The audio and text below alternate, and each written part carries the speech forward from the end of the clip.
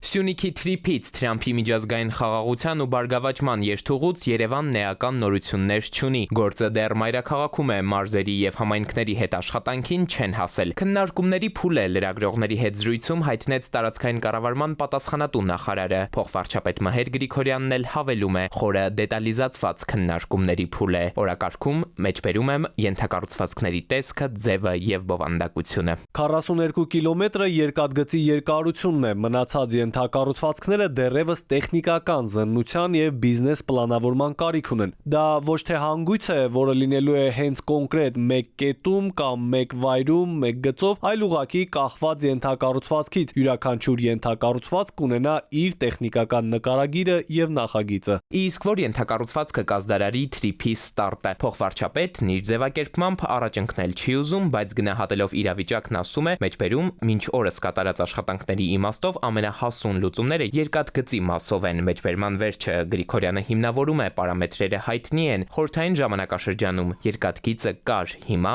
պետք է վերականգնվի։ Մենք ուզում ենք, որ դա օր շուտ լինի, որովհետև բոլորս պիտի շահագրգռված լինենք, որ այդ ենթակառուցվածքները արագ կառուցվեն եւ արագ հանձնվեն շահագործման։ Դա շատ ճիշտ կլինի։ Ժամանակների մասին խոսելիս պետք է շատ զգույշ լինենք, քանի դեռ չկա պատրաստի նախագիծ։ Ենթակառուցվածքները պետք է բացվեն սինխրոն, հակառակ դեպքում ուղղակի չի աշխատի։ Հաշվի առնելով անցյալի դառը փորձը, երբ նախագծերը պատրաստ լինեն, արդյոք Բաքուն այս կողմային կողմել չի անի սինխրոն միաժամանակ մեկին մեկ կբացի ենթակառուցվածքները։ Միջազգայնագետը կարծում է, որ այս հարցին դեռ նույնիսկ վաղ է անդրադառնալ։ Մասնագետը նկատում է, առանցքային հարցերում Հայաստան-Ադրբեջան ընկալումները տարբեր են, խոչընդոտ է մեծ ճանապարհին։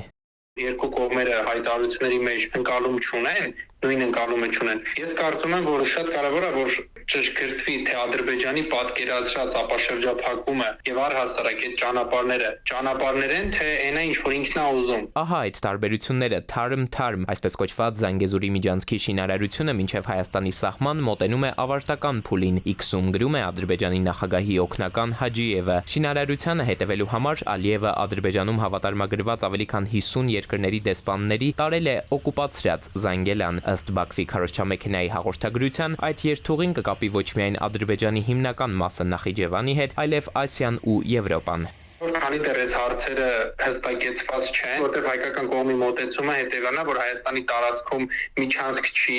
կամ ապաշրջափակումը լինելու է հավասարազոր, Ադրբեջանի ընկալումներում այդքան էլ այդպես չի։ Հանկարծ նրանց Միացյալ Նահանգներում ինչ փաստաթուղթ ստորագրվել, որտեղ այդ փաստաթղթու բովանդակության մեջ եթե տեսնենք, հստակեցում չկա, թե որ հատվածներում ինչ ճանապարհներ ա գնում, դրա հսկողությունը ոնց է լինում։ Ընկալումներից զատ ադրբեջանցի փորձագետն է գրում, Բաքվում խաղաղասիրական դրամատրություններ ընդհանրապես չկան, չոր փաստեր։ Արտասահմանում Ադրբեջանի խաղաղության հռետորաբանության եւ հայրենիքում պատերազմական հռետորաբանության միջև հակասությունը խաղաղության գործընթացը վերածում է իմիջային նախագծի, այլ ոչ թե իրական քաղաքական կամքի։ Ուր կտանի Սյունիքի ամերիկյան ճանապարհը աշխարհի ուշադրության կենտրոններից մեկն այստեղ է։ Հյուսիս-հարավը, արևմուտք-արևելքը կկամրջի թրիփը, թե ուղղակի թղթին կմնա։ Հույսն առայժմ դարձյալ ժամանակն է։